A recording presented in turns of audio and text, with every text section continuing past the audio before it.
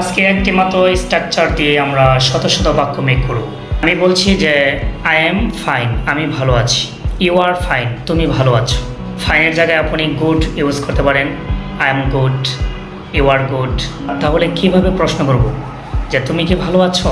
তো যখন বলছি যে ইউ আর গুড, তুমি ভালো আছো, যদি প্রশ্ন করি যে তুমি কি ভালো আছো, মানে তুমি ভালো আছো কি, তোমাকে প্রশ্ন করছি যে তুমি ভালো আছো কি, তাহলে ইউ আর গুড আরটা আমরা প্রথমে নিয়ে এসে পড়ব, ফার্স্টে বসাই দেব, অর্থাৎ একজনের ভার্বটা প্রথমে থাকবে যে are you good, you are good, তুমি ভালো আছো। যে আর ইউ গুড, তুমি ভালো আছো কি, আর ইউ ফাইন, তুমি কি ভালো আছো। ইয়েস আই এম ফাইন, হ্যাঁ আমি ভালো আছি।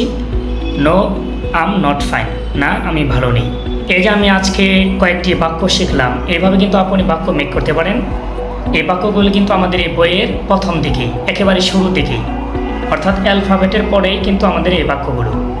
তো এই বইটি চমৎকারভাবে লেখা হয়েছে। I have written this book for very weak students. অতি দুর্বলদের জন্য আমি এই বইটি লিখেছি। এই বইটি চমৎকারভাবে লেখা হয়েছে। আপনারা এই বইটি ক্রয় করতে পারেন অথবা আমাদের এইচকে ইংলিশ স্কুলে ভিজিট করতে পারেন। Stay well, stay healthy, see you next time. আল্লাহ হাফেজ।